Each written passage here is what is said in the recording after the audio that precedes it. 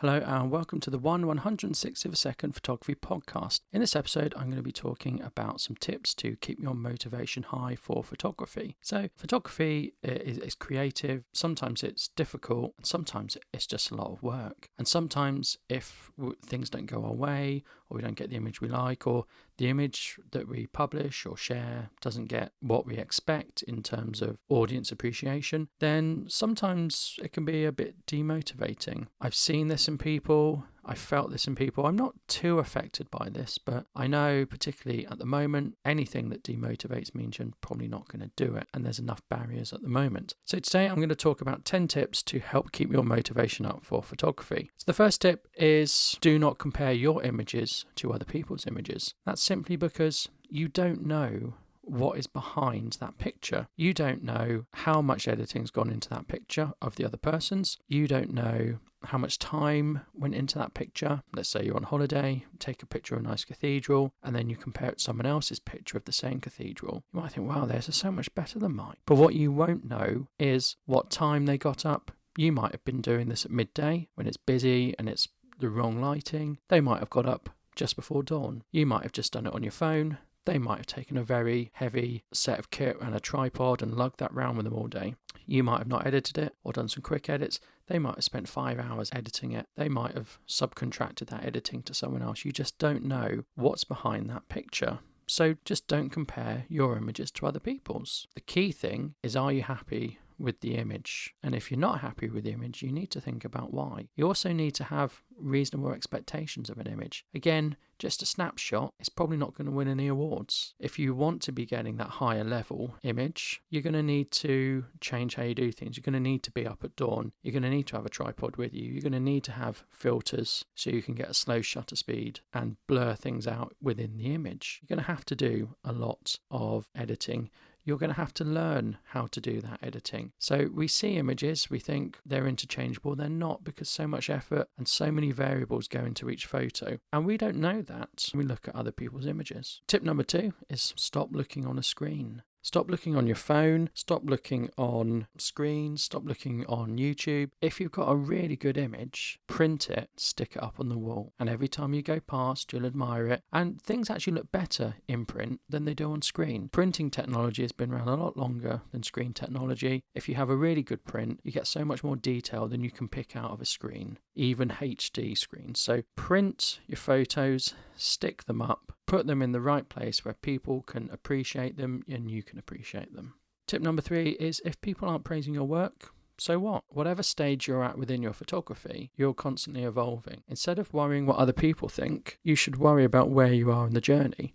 Or maybe you should not worry at all. You're on a journey. As long as you're getting better, as long as you're progressing, as long as you can see things are getting better, and as long as you're enjoying it, then it's only your opinion that matters. Tip 4 is make and tweet a portfolio. So when we present images, we need to think of presenting them in maybe portfolios. Put together 10 images in a portfolio. Put together your best 10 images in a portfolio. And that is the snapshot of where you are now in your photography. As you get better images, swap those images out. If you take a really good image, use that to kick out the weakest image from your portfolio. Look at where your portfolio is. Keep reviewing it. Keep putting new images in. You'll be surprised how that takes your photography ahead. Tip number 5 is, it's not necessarily gear that makes big changes. Gear is obviously key to photography, because without gear you can't take a photograph. But you don't always need to be buying the latest gear. A lot of what I've bought is secondhand, or I just haven't wanted to invest in a really expensive camera, so I haven't. A lot of what I have, like I say, is secondhand,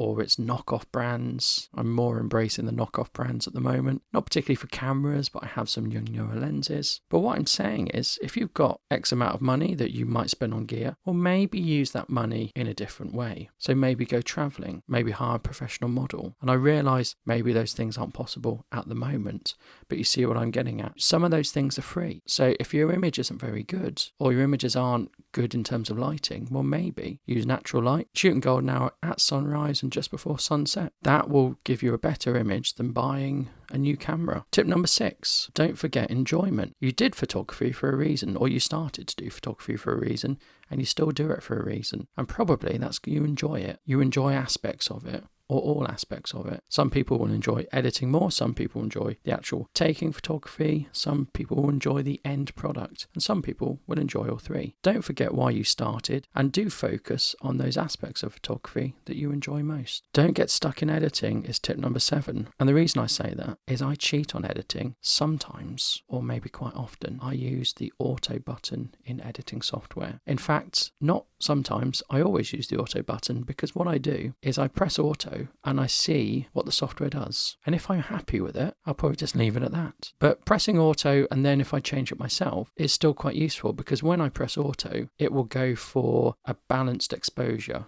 So it will raise and lower to get an even histogram. So I think, oh, that's what balance looks like. Now I want to do this. I want to give it more contrast. I want to raise the shadows. So do try just seeing what auto gives you, and it might cut down your editing time. Less editing time means more time doing photography. Tip number 8 is do some research. Look at the images of photographers who have influenced you and look at their styles and see if your style can be adapted. I'm not saying copy them outright.